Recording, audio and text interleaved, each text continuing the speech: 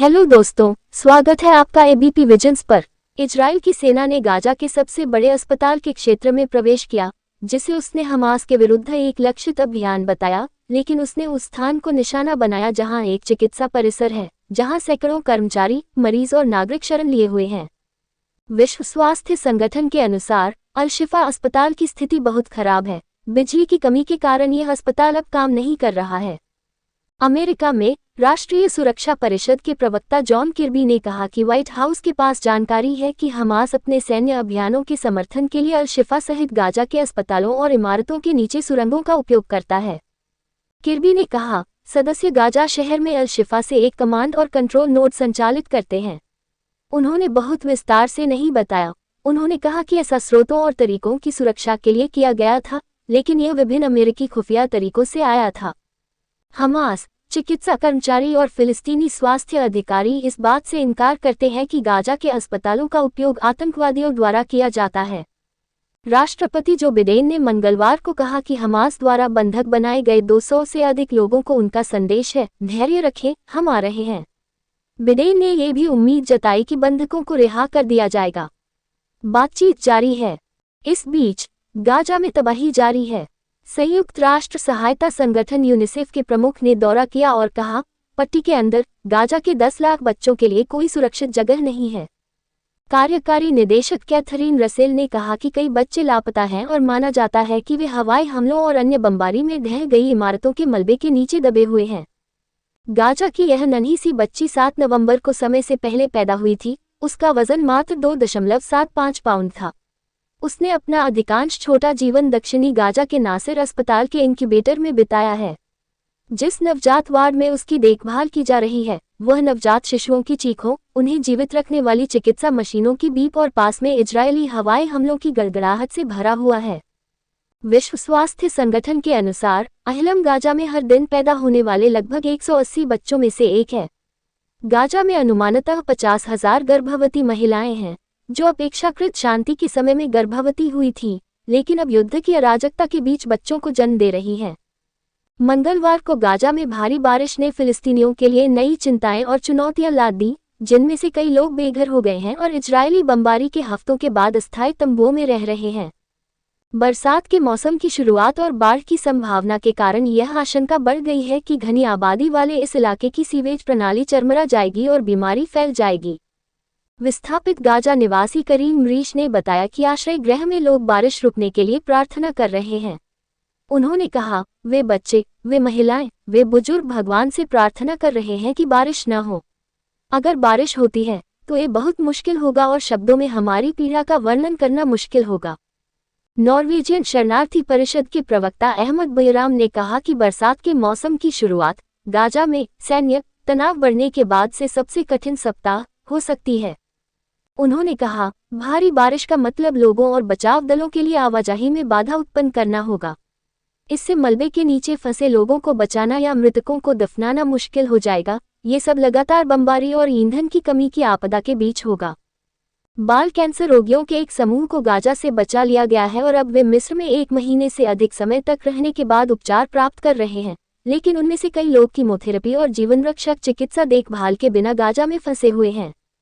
Andrea Michel ने मिस्र, Jordan और अमेरिका के साथ साथ फिलिस्तीनी बाल बचाव कोष और सेंट ज्यूड्स हॉस्पिटल फॉर चिल्ड्रन द्वारा गाजा से बच्चों को सुरक्षित निकालने के लिए किए गए अंतर्राष्ट्रीय प्रयासों की रिपोर्ट दी। राष्ट्रीय सुरक्षा परिषद के chief of staff Curtis read ने कहा, इस अनुरोध के बारे में सुनते ही राष्ट्रपति ने हमें निर्देश दिया कि हम इन नागरिकों को, जो बहुत गंभीर स्थिति में थे, गाजा से बाहर निकालने के लिए हर संभव प्रयास करें। मिस्र के स्वास्थ्य मंत्री होसम अब्देल गफ्फार ने कहा, वे पहली बार मुस्कुराना शुरू करते हैं और सुरक्षित महसूस करते हैं। ये बहुत राहत देने वाली बात है और हमें उम्मीद है कि हम गाजा के सभी बच्चों के लिए ऐसा कर पाएंगे। आतंकवादियों द्वारा लगभग 40 दिन पहले अपहृत किए गए अमेरिकी नागरिकों के परिवारों ने मंगलवार को कहा कि वे अपने प्रियजनों की दुर्दशा पर अंतर्राष्ट्रीय ध्यान आकर्षित करना चाहते हैं, जिसमें एक 3 वर्षीय अमेरिकी लड़की भी शामिल है, जिसके बारे में व्हाइट हाउस ने पुष्टि की है कि उसे 7 अक्टूबर के आतंकवादी हमले के दौरान गाजा पट्टी में ले जाया गया था। वाशिंगटन में एनबीसी न्यूज के लेस्टर होल्ट के साथ एक विशेष साक्षात्कार में लड़की की परदादी के साथ 7 अन्य परिवार भी शामिल हुए, जिनके रिश्तेदारों को किबुत्ज़िम, एक संगीत समारोह और इजराइल के दक्षिण में घरों पर हमास के बेशर्म हमले के दौरान बंधक बना लिया गया था। उन्होंने तब बात की जब पूरे अमेरिका से हजारों लोग नेशनल मॉल पर इजराइल के समर्थन में मार्च करने के लिए आए थे। 3 वर्षीय अबीगेल मोर ईदान की परदादी लिज हिर्श नफ्ताली ने बताया कि छोटी बच्ची के माता पिता की हत्या कफर अज़ा किबुत्ज़ में उनके घर में की गई थी। जब हमास के एक बंदूकधारी ने अबीगेल को गोली मारी तो वह अपने पिता की गोद में थी। वह उसके ऊपर गिर गया। हिर्श नफ्ताली ने बताया कि अबीगेल उसके बाद अपने पिता के शव के नीचे से रेंगकर बाहर निकली। उसके शरीर पर खून भरा हुआ था। लड़की भागकर पड़ोसी के घर चली गई और उस परिवार के साथ बम आश्रय में छिप गई। आखिरी बात जो हमें पता चली वह ये थी कि किसी ने एक आतंकवादी को इस मां, उसके 3 बच्चों और अबीगेल को किबुत्ज़ से बाहर ले जाते हुए देखा था, हिर्श नफ्ताली ने कहा। हमें बस इतना ही पता है। अबीगेल के बड़े भाई आतंकी हमले में बच गए। उन्होंने अपनी मां की हत्या होते देखी। उन्होंने अपने पिता की हत्या होते देखी। इन बच्चों को पता है कि उनके माता पिता चले गए हैं, हिर्श नफ्ताली ने कहा। आप इन बच्चों से क्या कहते हैं? आप उन्हें प्यार देते हैं। आप उन्हें सब कुछ देते हैं। मध्य पूर्व में बंधक संकट ने परिवारों को अपने प्रियजनों के भाग्य को लेकर व्यथित कर दिया है। ओरना और रोनेन न्यूट्रा, एनबीसी न्यूज के लिए ग्रेग काहन। 39 दिन हो गए हैं। हमें कुछ भी नहीं पता। हमें पता है कि उन्हें ले जाया गया था। हमें पता है कि जब उन्हें ले जाया गया था तब वे स्वस्थ थे। हमें नहीं पता कि उन्हें कहाँ रखा गया है, क्या उन्हें प्रताड़ित किया गया है, क्या उन्हें खाना दिया जा रहा है, ओरना न्यूट्रा ने कहा, जिनके 21 वर्षीय बेटे उमर को ले जाया गया था। क्या आप इसकी कल्पना कर सकते हैं? यह अकल्पनीय है। येल अलेक्जेंडर, जिनके 19 वर्षीय बेटे को अगवा कर लिया गया था, ने कहा कि 7 अक्टूबर के बाद से उनके लिए खाना और सोना मुश्किल हो गया है। जॉन पोलिन, जिनके 23 वर्षीय बेटे हर्ष को एक पिकअप ट्रक पर लादते हुए वीडियो में कैद किया गया था, जिसमें उसका एक हाथ उड़ा हुआ था, ने बस इतना कहा, जब तक हम उन्हें वापस नहीं लाते, हम शांत नहीं बैठेंगे।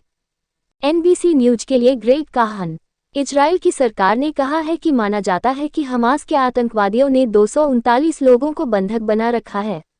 सप्ताहांत में टेलीविजन साक्षात्कारों में व्हाइट हाउस के राष्ट्रीय सुरक्षा सलाहकार ने कहा कि अमेरिका को बंधकों की सही संख्या नहीं पता है। हालांकि उन्होंने पुष्टि की कि 7 अक्टूबर को आतंकवादियों द्वारा इजराइल में घुसने और 1000 से अधिक लोगों को मारने के बाद से 9 अमेरिकी अभी भी लापता हैं।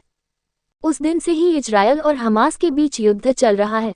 फिलिस्तीनी स्वास्थ्य मंत्रालय के अनुसार गाजा में इजराइल की जवाबी हवाई बमबारी और जमीनी हमले ने इस क्षेत्र को तबाह कर दिया है और 11,000 से अधिक लोगों की जान ले ली है। हेलो दोस्तों, तो अब वक्त है आज के सवाल का। तो आज का सवाल है, अबीगेल कितने साल की बच्ची है? तो दोस्तों देर मत कीजिए और पाइए लाखों के इनाम इस आसान से सवाल का जवाब देकर। इस वीडियो का सेकंड पार्ट हम शाम के 6 बजे आपके सामने प्रस्तुत करेंगे। तब तक के लिए अपने परिवार का ध्यान रखिएगा। बच्चों को दूर खेलने को मत भेजे, महिलाओं को सम्मान दे। जय हिंदी जय भारत। दोस्तों, आप अपने जवाब हमें कमेंट बॉक्स में जरूर बताइएगा ताकि अब आप जीत पाए ढेर सारे इनाम। तो दोस्तों देर मत कीजिए और आसान से सवालों का जवाब दीजिए। हमें अपने परिवार का हिस्सा बनाने के लिए आप सभी का धन्यवाद। वीडियो पसंद आया तो वीडियो को लाइक करें, चैनल को सब्सक्राइब करें और बेल आइकॉन को दबाना मत भूलें ताकि आप और हम मिल सके सबसे पहले। धन्यवाद।